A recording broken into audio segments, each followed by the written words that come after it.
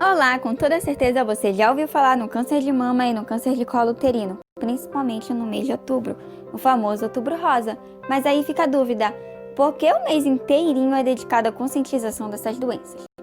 Um paciente, ao receber o resultado de câncer, em muitos casos entra em quadro depressivo. Por conta disso, falar, ler ou ouvir a palavra câncer se tornou um tabu entre a sociedade. Neste vídeo, iremos abordar os principais tópicos sobre o câncer de mama e colo uterino. O que vamos abordar? O que seria o câncer? Existem sintomas? Quais as causas? Existe tratamento? Existe prevenção? Então vamos comigo entender um pouco acerca desta doença. Primeiramente, o que seria o câncer? O corpo ele é constituído de células. Essas células, em seu funcionamento normal, por um processo chamado de divisão celular, formam órgãos, que por sua vez formam os sistemas que formam o indivíduo em si.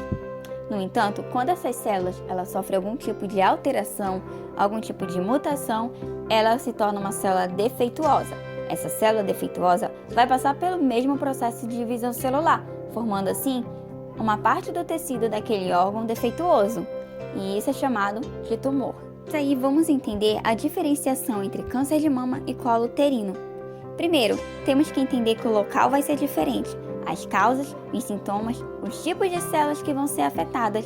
É por isso que existe câncer de mama, câncer de colo. No lado direito, nós vamos ter um seio onde as células cor bege são células normais e as marrons são as células alteradas. Reparem que as beges elas têm um tamanho similar, elas estão organizadas e as marrons não. Elas já estão numa cor alterada, elas já estão no tamanho alterado. Do outro lado, nós vemos a evolução. As células marrons elas começam a se proliferar de maneira bem maior, fazendo com que haja a criação do tumor. No colo uterino vai acontecer o mesmo processo.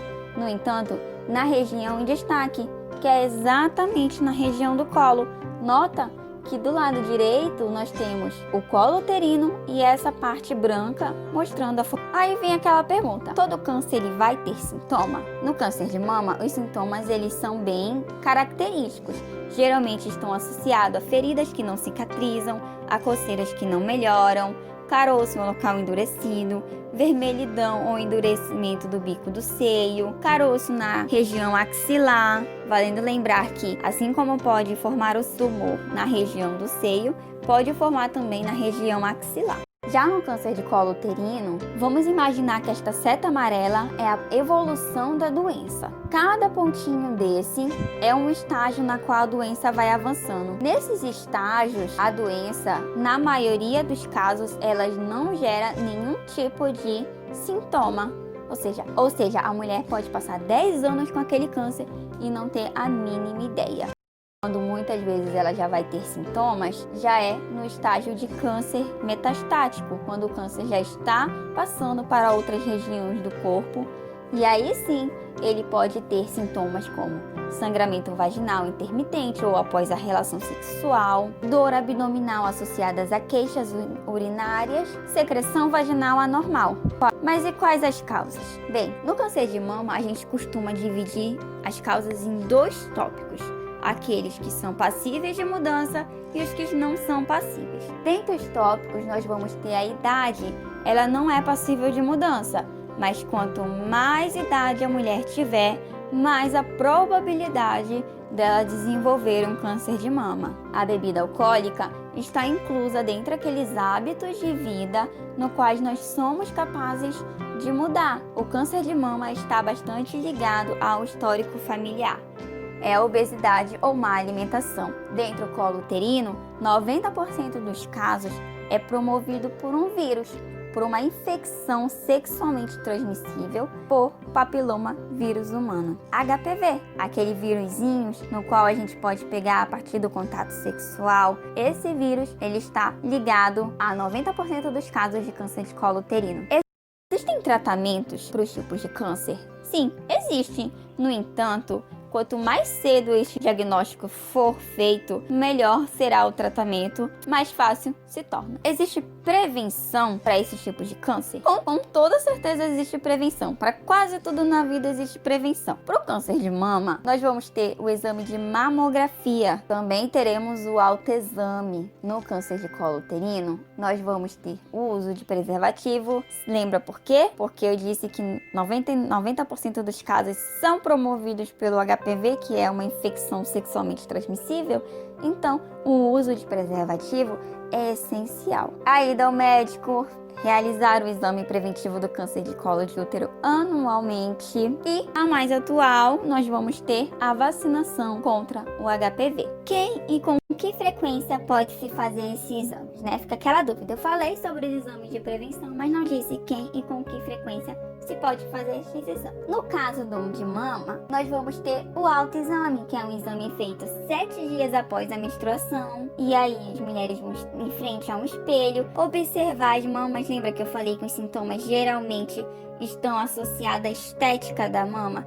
Conseguimos identificar algum tipo de endurecimento, algum tipo de vermelhidão, caroços presente. O autoexame é justamente para a mulher verificar se existe alguma dessas alterações nos seus seios. Já em mulheres com uma idade mais avançada, com 40 anos de idade, devem realizar anualmente mamografia. E ela vai ser essencial para verificar essas lesões pequeninas que vão estar localizadas no seio e que o autoexame não é capaz de detectar. Para o colo uterino, o exame preventivo de colo uterino, ele é essencial. Infelizmente, não existe um exame que possa ser feito em casa e a mulher por si só identificar ao início de um câncer. Quando é indicado a realização deste exame? Desde que a mulher tenha iniciado sua vida sexual, ela deve se submeter ao exame para que assim ela consiga acompanhar a saúde. Lembra da vacinação contra o HPV? Esta vacina da HPV, em 2014, ela foi incluída pelo SUS. Ela é uma vacina tetravalente, ou seja, ela protege contra 4 tipos de vírus, o 6 e o 11, que são vírus responsáveis por lesões verrugosas na região genital, e 18 e 16, que são os HPVs de maior incidência que promovem o câncer de colo uterino. Em 2014, ela foi incluída para meninas de 9 a 13 anos. No ano de 2017, passou-se também a ser aplicado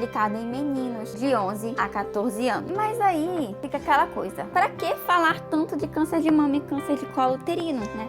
Existe uma estimativa do INCA, que é o Instituto Nacional do Câncer, de 2019. Na região norte, os cânceres de mais incidência na população feminina é justamente o câncer de mama e o câncer de colo uterino. 1.970 mulheres tiveram câncer de mama feminino e 1.940 mulheres tiveram de colo uterino. Ou seja, não são 1 ou 2 casos. Nós temos mais de 1.000 casos acontecendo dentro da região norte. Cânceres que existe prevenção.